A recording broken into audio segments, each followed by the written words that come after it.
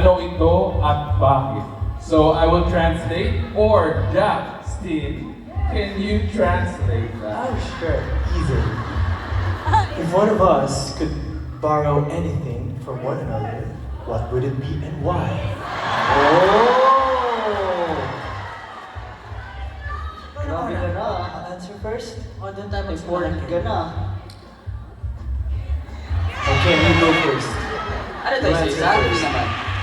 Yeah, isa-isa. Isa-isa, I mean isa-isa. You can borrow one thing from one.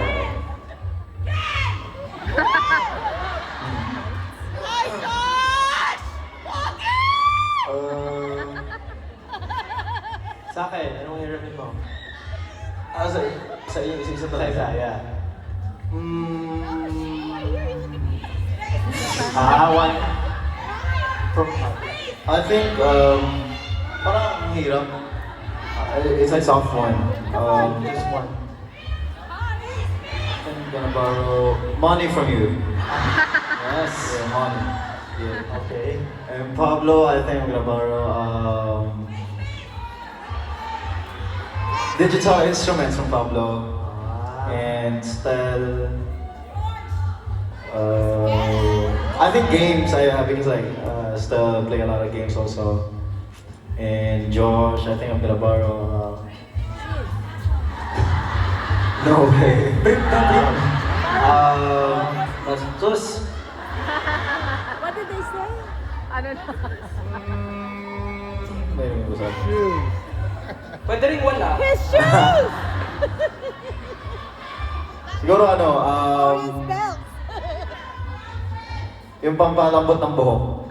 Pampalambot ng buhok. Kasi yung mga ano yung buhok, hindi siya. Yeah. Hair product. Damage for damage hair. Ako naman? Okay. Si Justin. Gusto kong i-borrow ang kanyang cellphone for a day. Titignan ko lahat ng kanyang sikreto. Hindi, just kidding. Yung turtle niya. Turtle. Turtle? My turtle? Wala kang turtle? I have two. Ha? I have two. Di ba? O, so I'm gonna borrow one of the turtles. Ako na-experience mag-alaga ulit. Kasi meron ako dating turtle. Gusto mo yung pagong ko? Ha? Gusto mo yung pagong ko? Oo, gusto ko yung pagong mo. Hindi lumalabas sa ganun. Ano ba yan? Ganun ba yung pagong mo? Yeah. Yung ulo, gumaganon? What? Oo. Alright, okay, Pablo. Si Pao,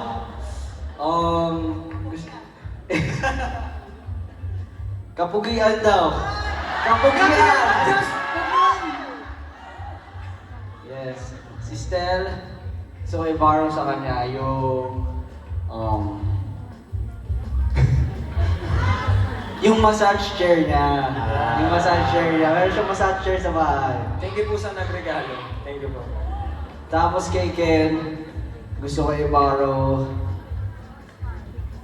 siguro yung ano. Ayun, tama, yung Supra. Kasi ibebenta natin. Ibebenta natin, di ba? Hiram lang ko eh. Ay, hindi, syempre pag inahiram mo, ibebenta mo na. Ako siguro, kay Ken, hiramin ko yung dresser niya for a day. Para lang ma-experience ko Tama. yung dresser. Kasi wala akong ganun. Pero ayun, parang excited siya matry yung dresser.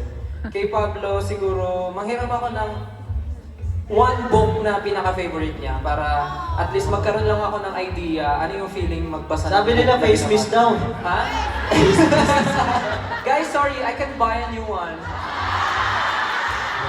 I don't need to borrow from him. I can just buy a new one, guys. Kaya nga kami nagtatrabaho para may pambili kami. Ayun, hiram ako sa kanya ng book. Yung pinaka-favorite niya para matry ko lang yung feeling ng binabasa niya. Teka. Tapos na ba yung binigay kong libro sa'yo? Oh, yung ano, yung sa ano, yung Team. basta yung ano yung for company. Oo. Yung nasa table ko. Yes. And then kay Josh, siguro hiramin ko. Ano pwedeng hiramin sa'yo? Hiramin ko na siguro si Tita, ano? Si Tita na lang. Si Step into my world. Para pag hiniram ko yung mama mo, kasama yung spices niya. Tama. Yun na lang. Kay Justin, hiramin ko yung mga paintings niya and yung mga blank canvas niya. Magta-try ako mag-paint, tapos pag sinoli ko sa kanya, tanggapin niya na lang kung ano yung pinaint ko. Tama, tama. Ano ba? Oh, sige. Hindi ba? From Ken, I'd like to borrow his tattoos. Para cool din si Pablo. Ay, gusto ko rin kasi magka-tattoo, pero ayoko permanent. So, nabubuhay. Ay, hiram lang. Sasawali ko lang. Dulungan ka namin mamaya. Sige.